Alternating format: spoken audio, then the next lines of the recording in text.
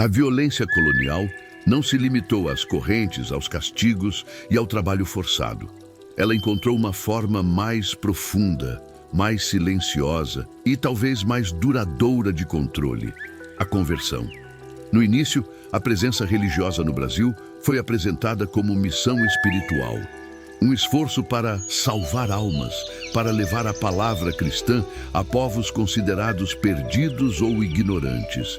Mas na prática, a catequese rapidamente se tornou uma engrenagem central do projeto colonial. Converter não era apenas ensinar uma fé, era desmontar um mundo inteiro. Os povos indígenas possuíam sistemas espirituais complexos, profundamente ligados à natureza, ao território, aos ancestrais e aos ciclos da vida. Suas crenças organizavam o tempo, explicavam a morte, davam sentido à doença, orientavam decisões coletivas e individuais. A espiritualidade não era separada do cotidiano, ela era o próprio cotidiano. Para os missionários europeus, isso era um problema. Não porque fosse incompreensível, mas porque era resistente. A fé indígena não desaparecia com o simples contato. Ela não se dissolvia diante de símbolos cristãos. Ela continuava viva, sendo transmitida, reinterpretada, praticada. E onde a fé ancestral sobrevivia, o domínio colonial era incompleto. Foi assim que a catequese deixou de ser tentativa e passou a ser imposição.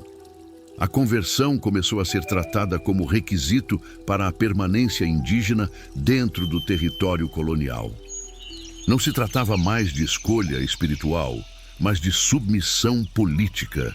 Aceitar o cristianismo significava aceitar a autoridade europeia. Os primeiros aldeamentos religiosos surgiram como espaços de reorganização forçada da vida indígena. Povos inteiros eram retirados de suas terras tradicionais e reunidos em locais definidos pelos missionários. Esses espaços não eram apenas religiosos, eram administrativos, produtivos e disciplinares. Ali, o tempo era controlado, o trabalho era imposto. A fé era supervisionada. A rotina indígena era desmontada pouco a pouco. Rituais tradicionais eram proibidos ou ridicularizados.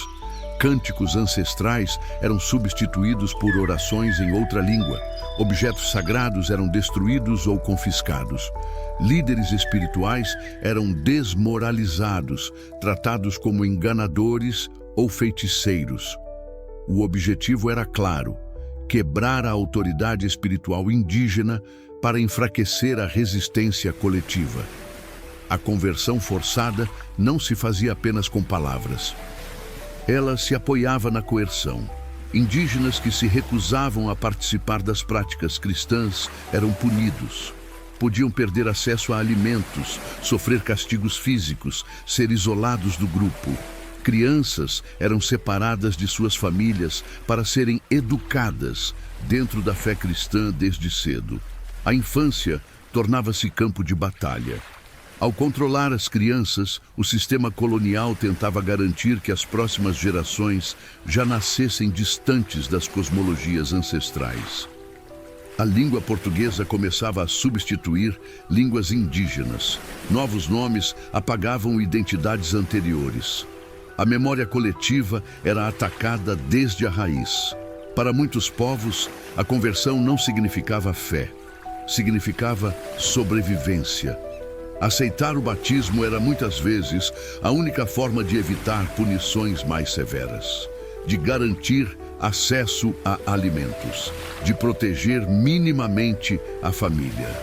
A fé cristã era incorporada superficialmente, misturada com crenças ancestrais, reinterpretada à maneira indígena. Esse sincretismo inicial foi uma forma de resistência silenciosa, mas nem sempre era suficiente. À medida que o controle religioso se intensificava, a tolerância diminuía. Missionários mais rígidos passaram a exigir abandono total das práticas tradicionais. A espiritualidade indígena passou a ser vista como inimiga direta, como algo a ser erradicado. Essa radicalização criou tensões crescentes dentro das aldeias. Famílias se dividiam. Alguns aceitavam a conversão como estratégia. Outros se recusavam completamente. Lideranças tradicionais entravam em conflito com autoridades religiosas. A fé tornava-se motivo de perseguição. Ao mesmo tempo, a conversão forçada servia como justificativa moral para a violência. Indígenas que resistiam eram rotulados como bárbaros, pagãos, inimigos da civilização cristã. Essa linguagem permitia legitimar ações cada vez mais brutais. Punir deixava de ser abuso. Punir tornava-se dever religioso. A fronteira entre catequese e repressão desaparecia. A fé era usada para justificar capturas, deslocamentos forçados e destruição de aldeias. Onde a conversão falhava, a violência avançava. O Brasil entrava em uma fase em que a espiritualidade indígena não era apenas desconsiderada, mas atacada sistematicamente. A colonização do corpo já não bastava. Era preciso colonizar o espírito. E quando isso não funcionava, quando a fé ancestral resistia, quando a submissão não era total, a resposta tornava-se definitiva. A conversão forçada não falhou porque era fraca. Ela falhou porque encontrou resistência. E onde houve resistência, o projeto colonial respondeu com violência crescente. Para muitos missionários e autoridades coloniais, a persistência das crenças indígenas passou a ser interpretada como desafio direto à ordem cristã. Já não se tratava apenas de ensinar o caminho correto, mas de eliminar aquilo que insistia em existir fora dele.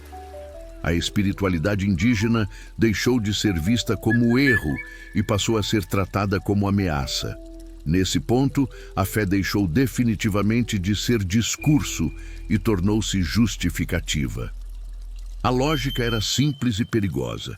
Se os indígenas resistiam à conversão, então estavam resistindo à civilização. Se resistiam à civilização, eram inimigos. E inimigos, dentro da mentalidade colonial, podiam ser combatidos, punidos, eliminados.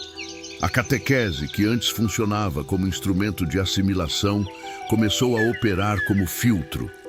Aqueles que aceitavam a fé cristã eram tolerados, ainda que sob vigilância constante. Aqueles que recusavam eram marcados. Ser marcado significava viver sob ameaça permanente. Relatos da época mostram que aldeias inteiras passaram a ser observadas de perto por autoridades coloniais e religiosas. Qualquer indício de ritual ancestral, qualquer prática espiritual fora do controle missionário, qualquer recusa em seguir ordens era registrada, comentada, transformada em argumento para ações mais duras. O vocabulário mudava. Não se falava mais em converter. Falava-se em corrigir, em disciplinar, em pacificar. Essas palavras escondiam uma escalada de brutalidade. A presença armada começou a acompanhar cada vez mais a ação religiosa. Missionários não caminhavam mais sozinhos, vinham escoltados. A cruz e a espada passaram a operar juntas, não como símbolos separados, mas como partes do mesmo mecanismo. Onde a conversão não avançava, a repressão se impunha. A destruição de símbolos espirituais indígenas tornou-se prática recorrente. Casas cerimoniais eram queimadas. Objetos sagrados eram quebrados publicamente, como forma de humilhação coletiva. Pajés e líderes espirituais eram presos, espancados ou expulsos das aldeias. O objetivo era claro: quebrar a continuidade da tradição. Mas a espiritualidade indígena não era frágil. Ela estava entranhada no cotidiano, na relação com a terra, na forma de viver. Mesmo sob vigilância, rituais continuavam sendo praticados em segredo. Histórias continuavam sendo contadas à noite. Crenças continuavam sendo transmitidas longe dos olhos coloniais. Essa resistência silenciosa aumentava a frustração das autoridades. E a frustração no contexto colonial, sempre encontrou resposta na violência.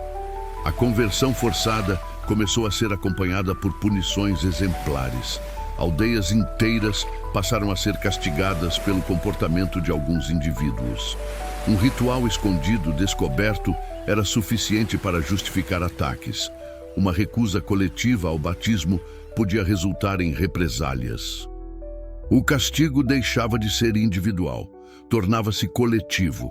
Essa mudança marcou um ponto de não retorno. A partir desse momento, a violência colonial passou a operar em escala maior. Já não se tratava apenas de capturar, punir ou deslocar. Começava a se formar a ideia de eliminar focos de resistência, eliminar povos inteiros, se necessário. Os próprios missionários, em alguns casos, passaram a registrar a necessidade de ações mais duras. A fé, que deveria salvar, era usada para legitimar a destruição. Matar deixava de ser pecado quando o alvo era rotulado como inimigo da verdadeira religião. Essa lógica abriu um abismo. O Brasil entrava em um período em que a violência deixava de ser exceção ou excesso e passava a ser método. A conversão forçada havia preparado o terreno psicológico e moral para algo ainda mais devastador. Os indígenas não estavam sendo atacados apenas por resistirem ao trabalho ou à autoridade política. Estavam sendo atacados por serem quem eram, por manterem crenças, por recusarem apagar a própria identidade. A espiritualidade tornava-se sentença. Nesse cenário, qualquer conflito local podia se transformar em massacre. Qualquer desobediência era vista como rebelião. Qualquer aldeia que não se encaixasse no modelo colonial era tratada como ameaça latente. A fronteira entre missão religiosa e guerra desaparecia completamente. Os colonizadores aprenderam algo perigoso. Era possível justificar a violência extrema usando a linguagem da fé. Era possível matar em nome da salvação. Era possível destruir em nome de Deus. E quando essa lógica se consolidou, o caminho estava aberto para o que viria a seguir. Os primeiros ataques sistemáticos, as primeiras aldeias cercadas e destruídas, as primeiras mortes em massa justificadas como necessárias. A conversão forçada não levou diretamente aos massacres. Ela tornou os massacres aceitáveis. Aceitáveis aos olhos da coroa, aceitáveis aos olhos da igreja, aceitáveis aos olhos de quem precisava dormir à noite depois de destruir um povo inteiro. O Brasil cruzava uma linha invisível, mas definitiva. A partir dali, a colonização deixaria marcas que não seriam apenas culturais ou espirituais, mas profundamente sangrentas. A fé havia cumprido seu papel inicial, abrir o caminho. Agora, a violência avançaria sem disfarces. No próximo episódio, veremos o que acontece quando essa lógica se transforma em ação direta. Quando aldeias passam a ser atacadas não para converter, mas para eliminar. Quando o medo se espalha pelo território e a resistência indígena é respondida com extermínio. Entraremos no momento mais brutal do início da colonização. Quando a violência deixa de ser ameaça e se torna realidade irreversível. E entenderemos como esses massacres moldaram desde o início a história do Brasil.